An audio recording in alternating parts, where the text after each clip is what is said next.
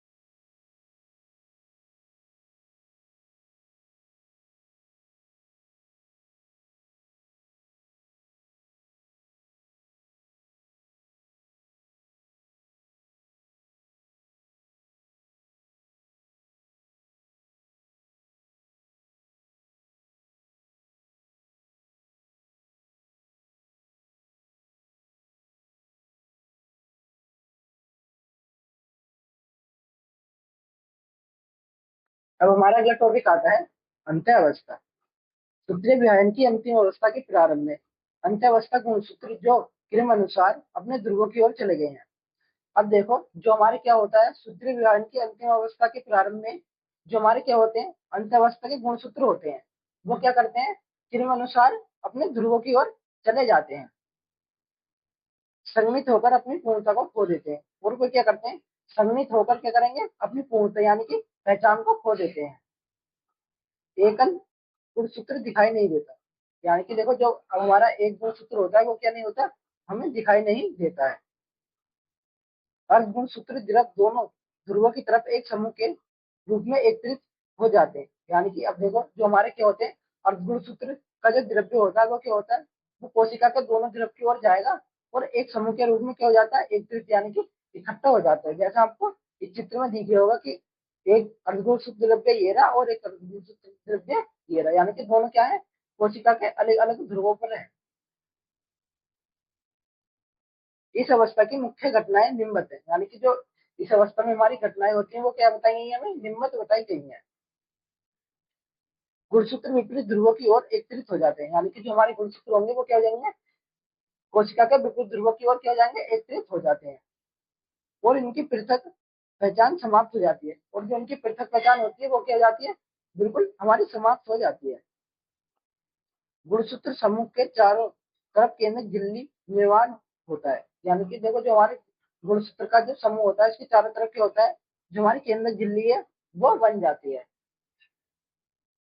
केंद्रिका गोलिकाएं व अंत द्रव्य जालिका का पुनः निर्माण हो जाता है। अब देखो, जो हमारी केंद्रिका होती है, गोलिकाएं और अंतःप्रेतव्य जालिका होती है। इनका क्या होता है, पुनर्निर्माण होता है, यानी कि पुनः द्वारा से बन जाते हैं, यानी कि इनका पुनर्निर्माण हो जाता है। अब हमारा अगला टॉपिक आता है कोशिका द्रव्य, जिसे हम क्या कहते हैं, साइटोकाइनेसिस कहते हैं। सूत्रीय विभाजन के दौरान द्विगुणित गुणसूत्र का संतति केंद्रकों में पृथक होता है, यानी कि जो हमारे क्या होता है, सूत्रीय विभाजन होता है, इसके दौरान जो हमारे क्या होंगे, द्वितीय गुणसूत्र होंगे, तो उनके जो संतति केंद्रक होते हैं वो प्रतिकथन हो जाते हैं, यानी कि दो जो हमारे संतति केंद्रक होते हैं वो बट जाते हैं, जिसे केंद्रक विभाजन कहते हैं। और उसे हम क्या कहते हैं, उसे हम जो हमारे संतति केंद्रक हैं वो जब हमारे बढ़ जाएंगे तो उसे हम क्या कहेंगे, केंद्रक विभाजन कहते हैं। कोशिका विभाजन संपन्न होने के अंत में कोशिका स्वयं एक अलग प्रक्रिया द्वारा दो संतति कोशिकाओं में विभाजित हो जाती है। अब देखो, जो जो हमारी क्या होती है, कोशिका विभाजन संपन्न होता है, तो उसके अंत में जो हमारी कोशिका होती है वो स्वयं को क्या करती है, एक प्रक्रिया द्वारा दो संतति कोशिकाओं में विभाजित कर लेती है, यानी कि एक प्रक्रिया होगी जो जब हमारा कोशिका विभाजन संपन्न होगा तो उसके अंत में जो हमारी कोशिका होती है वो स्वयं ही एक प्रक्रिया द्वारा क्या करती है, अपने आप को दो संतति कोशिकाओं में विभाजित कर लेती है। इस प्रक्रिया को कोशिका द्रव्य विभाजन कहते हैं। और हमारी जो ये प्रक्रिया होती है इसे हम क्या कहते हैं, कोशिका द्रव्य विभाजन कहते हैं। जैसे आपको इस चित्र में दिखाया गया कि एक कोशिका ये अलग होगी और एक कोशिका ये अलग होगी, यानी कि दो नई संतति कोशिका बन गई। पुरानी कोशिका का विभाजन जीव द्रव्य कला में एक खांच बनने से संपन्न होता है, यानी देखो जो हमारी क्या होती है, प्राण की कोशिका होती है, और उसमें जो हमारे क्या होगा, जीव द्रव्य कला का विभाजन होगा, तो वो किसके द्वारा होता है, वो एक खांच के द्वारा संपन्न होता है। खांच के लगातार गहरे होने व अंत में केंद्रक के पास मिलने से कोशिका का कोशिका द्रव्य दो भागों में बढ़ जाता है। यानी कि देखो जो हमारी क्या होती है, खांच होती है, वो लगातार गहरी हो जाती है और बाद में क्या होता है, वो केंद्र यानी कि वो केंद्र में पास मिल जाती है, इससे क्या होगा, हमारा कोशिका द्रव्य दो बराबर भागों में बढ़ जाता है। मान लो कि जैसे ये कोशिका है, अब इसकी खांची हो रही है, ये देखो गहरी होती जा रही है। अब ये जब बिल्कुल केंद्र में मिल जाएगी तो क्या होगी, कि दो बराबर भागों में टूट जाएगी, जिससे हमारी दो कोशिकाओं का निर्माण हो जाता है। यद्यपि पादप कोशिकाएं जो अपेक्षाकृत अपीरेंस सारणीय कोशिका भित्ति से गिरी होती है, यानी कि देखो जो हमारी क्या होगी, पादप कोशिका होगी वो किससे गिरी होगी, अपीरेंस सारणीय कोशिका भित्ति से गिरी हुई होती है। अतः इसमें कोशिका द्रव्य विभाजन दूसरी विभिन्न प्रक्रियाओं द्वारा संपन्न होता है। देखो जो इसमें क्या होता है, हमारा कोशिकीय द्रव्य का विभाजन होता है वो किससे किससे संपन्न होता है, वो विभिन्न प्रक्रियाओं द्वारा संपन्न होता है। पादप कोशिकाओं में नए कोशिका भित्ति निर्माण कोशिका के केंद्र से शुरू, यानी कि देखो जो हमारी क्या होंगी, पादप की कोशिकाएं होंगी, उनमें जो हमारी नई कोशिका भित्ति का निर्माण होगा वो किससे होगा, किससे शुरू होता है, वो हमारे केंद्र से शुरू होता है, होकर बाहर की ओर पूर्व स्थित 5 कोशिकाओं भित्ति से जुड़ जाता है। यानी कि मतलब केंद्र से शुरू होकर वो क्या करता है, बाहर की ओर जो उसकी पूर्व स्थित क्या होती है, 5 कोशिकाएं की भित्ति होती है, उनसे जुड़ जाता है। नई कोशिका भित्ति निर्माण एक साधारण पूर्वगामी संरचना से प्रारंभ होता है। यानी कि देखो जो हमारे नई कोशिका भित्ति का जो निर्माण होता है वो साधारण किससे शुरू होता है, पूर्वगामी संरचना से प्रारंभ होता है, जिसे कोशिका पट्टिका कहते हैं। और जिसे हम क्या कहते हैं, कोशिका पट्टिका कहते हैं, जो दो सन्निकट कोशिकाओं की भित्तियों को बीच मध्य पट्टिका को दर्शाती है। यानी कि जो क्या करती है, जो हमारी सन्निकट कोशिकाएं होती हैं उनकी भित्तियों के बीच क्या करेगी, मध्य पट्टिका को दर्शाती है। कोशिका द्रव्य विभाजन के समय कोशिका अंगक जैसे सूत्रकणिका, जिसे हम क्या कहते हैं, माइटोकॉन्ड्रिया कहते हैं। यानी कि कोशिका द्रव्य के विभाजन के समय जो हमारे क्या होते हैं, कोशिका अंगक होते हैं, जैसे हमारा माइटोकॉन्ड्रिया व प्लाज्मिक प्लवक, वे दो संतति कोशिकाओं के वितरित हो जाते हैं। यानी कि देखो जैसे हमारे माइटोकॉन्ड्रिया और क्या प्लाज्मिक प्लवक होता है, वो क्या करते हैं, दो संतति कोशिकाओं में वितरित हो जाते हैं, यानी कि वो दो नई संतति कोशिकाओं में पहुंच जाते हैं। कुछ जीवों में केंद्रक विभाजन के साथ कोशिका द्रव्य विभाजन नहीं होता। यानी कि देखो जो हमारे क्या होते हैं, कुछ जीव होते हैं उनमें केंद्रक का विभाजन तो होता है, बट उनके साथ क्या नहीं होता, जो हमारा कोशिका द्रव्य होता है उनका विभाजन नहीं होता। इसके परिणाम स्वरूप एक ही कोशिका में कई केंद्रक बन जाते हैं। यानी कि इसका परिणाम क्या निकलता है, कि जो हमारी एक कोशिका होती है उसमें क्या हो जाते हैं, बहुत सारे केंद्रक बन जाते हैं। ऐसी बहुकेंद्रीय कोशिका को समकोशिका कहते हैं। उदाहरण नारियल का तरणभूत कोश, यानी कि उदाहरण के लिए जैसे हमारा नारियल का पानी होता है, उनमें क्या होता है, उसमें एक से अधिक केंद्रक पाए जाते हैं, और ऐसी कोशिका को हम क्या कहते हैं, समकोशिका कहते हैं। अब हमारा अगला टॉपिक आता है सूत्रीय विभाजन का महत्व, यानी कि सूत्रीय विभाजन का महत्व क्या है। सूत्रीय विभाजन या मध्यवर्ती विभाजन केवल द्विगुणित कोशिकाओं में होता है। यानी देखो जो हमारे क्या होता है, सूत्रीय विभाजन होता है या फिर मध्यवर्ती विभाजन होता है, वो कौन सी कोशिकाओं में होता है, वो केवल हमारी द्विगुणित कोशिकाओं में होता है। ये भी कुछ निम्न श्रेणी के पादपों एवं सामाजिक कीटों में अगुणित कोशिका भी सूत्रीय विभाजन द्वारा विभाजित होती है। यानी कि देखो जो हमारे क्या होते हैं, निम्न श्रेणी के पादप होते हैं या फिर हमारे सामाजिक कीट होते हैं, उनमें क्या होता है, हमारे अगुणित कोशिकाएं होती हैं, और जो वो अगुणित कोशिकाएं होती हैं वो क्या होती है, वो सूत्रीय विभाजन द्वारा विभाजित होती है। यानी कि उनमें जो अगुणित कोशिकाएं होंगी वो किसके द्वारा विभाजित होंगी, वो हमारे असूत्रीय विभाजन द्वारा विभाजित होती है। सूत्रीय विभाजन का एक प्राणी के जीवन में क्या महत्व है, यानी देखो जो हमारा सूत्रीय विभाजन है इसका एक प्राणी के जीवन में क्या महत्व है, इसको समझना काफी आवश्यक है, इसके बारे में समझना काफी आवश्यक है। क्या आप कुछ ऐसे उदाहरण जानते हैं जहां आपने अगुणसूत्र व द्विगुणसूत्र कीटों के बारे में पढ़ो, यानी कि क्या आप ऐसे कुछ उदाहरण जानते हैं जहां पे आपने अगुणित व द्विगुणित कीटों के बारे में पढ़ा हो। इस विभाजन से बनने वाली द्विगुणित संतति कोशिकाएं साधारणतः सामान्य अनुवांशिक अवयव वाली होती है। यानी कि देखो ये जो विभाजन होता है इससे जो हमारी क्या बनती है, द्विगुणित संतति कोशिकाएं बनती हैं। ये साधारणतः कैसी होती हैं, ये साधारणतः अनुवांशिक अवयवी होती हैं। बहुकोशिकीय जीवधारियों की वृद्धि सूत्रीय विभाजन के कारण होती है। यानी कि जो हमारे क्या होते हैं, बहुकोशिकीय जीवधारी होते हैं, उनकी जो वृद्धि होती है वो सामान्यतः किसके द्वारा होती है, वो हमारे सूत्रीय विभाजन द्वारा ही होती है। कोशिका वृद्धि के परिणाम स्वरूप केंद्रक व कोशिका द्रव्य के बीच का अनुपात व्यवस्थित हो जाता है। यानी कि देखो जो हमारा क्या होता है, जो कोशिका वृद्धि होती है उसके परिणाम स्वरूप क्या होता है, जो हमारा केंद्रक होता है और कोशिका द्रव्य होता है, इनके बीच क्या होता है, जो हमारा अनुपात होता है वो अव्यवस्थित हो जाता है। यानी कि केंद्रक और कोशिका द्रव्य के बीच का अनुपात जो होता है वो क्या हो जाता है, अव्यवस्थित हो जाता है, जो हमारी क्या करती है, कोशिका वृद्धि करती है। इसलिए यह आवश्यक हो जाता है कि कोशिका विभाजित होकर केंद्रक कोशिका द्रव्य अनुपात को बनाए रखे।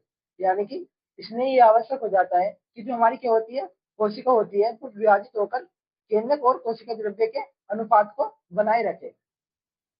सूत्रीय विभाजन का एक महत्वपूर्ण योगदान यह है कि इसके द्वारा कोशिकाओं की मरम्मत होती है। यानी कि जो हमारा सूत्रीय विभाजन है इसका महत्वपूर्ण योगदान यह है कि जो हमारी कोशिकाएं होती है उनकी क्या हो जाती है, मरम्मत हो जाती है।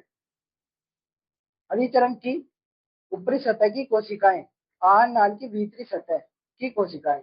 यानी कि देखो जो हमारे क्या होता है, अधिचरण की जो कोशिकाएं होती हैं उनकी ऊपरी सतह की जो कोशिकाएं होंगी वो क्या होंगी, आहार नाल की भीतरी सतह की कोशिकाएं। और जो हमारी आहार नाल की भीतरी सतह की कोशिकाएं हैं और रक्त कोशिकाएं निरंतर प्रतिस्थापित होती रहती हैं। और जो हमारी रक्त की कोशिकाएं हैं वो क्या होंगी, वो निरंतर प्रतिस्थापित होती रहती हैं। यानी कि देखो जो हमारी रक्त की कोशिकाएं हैं और जो हमारी आहार की भीतरी कोशिकाएं हैं और जो हमारी अधिचरण की ऊपरी सतह की कोशिकाएं हैं वो क्या होती है, लगातार निरंतर प्रतिस्थापित होती जाती है। अब हमारा अगला टॉपिक आता है अर्धसूत्रीय विभाजन। लैंगिक प्रजनन द्वारा संतति के निर्माण में दो युग्मों का संयोजन होता है।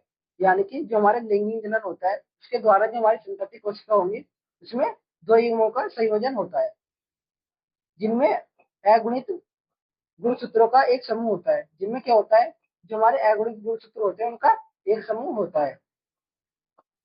युग्मक का निर्माण विशिष्ट द्विगुणित कोशिकाओं से होता है। यानी कि ये जो हमारे क्या होता है, युग्मक होता है, इसका निर्माण किससे होता है, एक विशिष्ट द्विगुणित कोशिकाओं से होता है। इसे विशिष्ट प्रकार की कोशिका विभाजन कहते हैं। यानी कि इसको हम क्या कहते हैं, इसे हम विशिष्ट प्रकार का कोशिका विभाजन कहते हैं, जिसके द्वारा बनने वाली अगुणित संतति कोशिकाओं में गुणसूत्रों की संख्या आधी हो जाती है। यानी कि जिसके द्वारा क्या होता है, जो हमारी अगुणित संतति कोशिकाएं होती हैं उनमें जो गुणसूत्रों की संख्या है वो कैसी हो जाती है, आधी हो जाती है। इस प्रकार के विभाजन को अर्धसूत्री विभाजन कहते हैं। यानी कि जो हमारा इस प्रकार का विभाजन होता है उसे हम क्या कहते हैं? अर्धसूत्री विभाजन कहते हैं। अलैंगिक जनन करने वाले जीवधारियों के जीवन चक्र में अर्धसूत्री विभाजन द्वारा अगुणित अवस्था उत्पन्न हो जाती है। यानी कि देखो, जो हमारे जीवधारी होते हैं जो क्या करते हैं? अलैंगिक जनन करते हैं, तो उनके जो जीवन चक्र होता है उसमें अर्धसूत्री विभाजन द्वारा क्या होता है?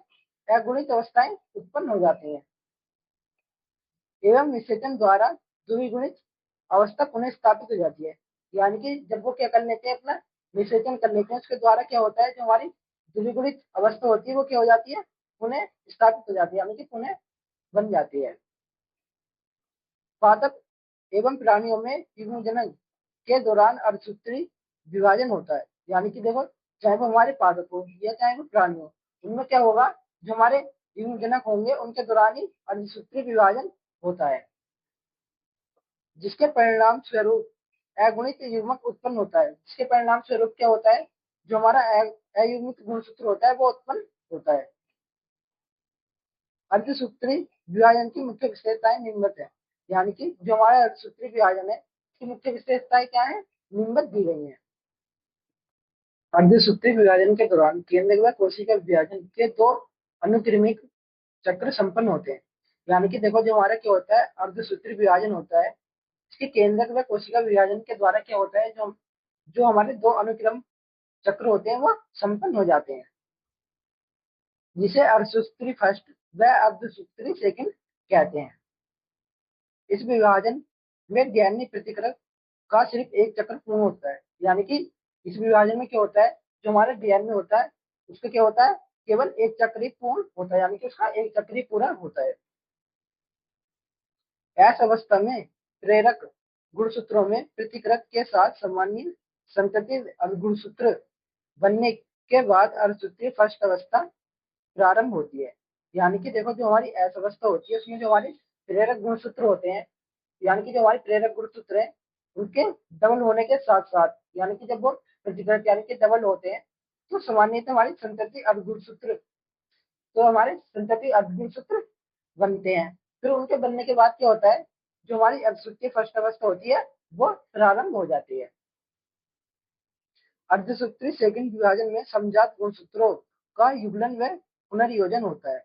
यानी कि देखो, जो हमारी अर्धसूत्री विभाजन की जो सेकंड अवस्था है उसमें जो होगा, हमारे जो समजात गुणसूत्र होंगे एवं युगलन व जो हमारे समजात गुणसूत्र है उनका युगलन व पुनर्योजन होने लगता है।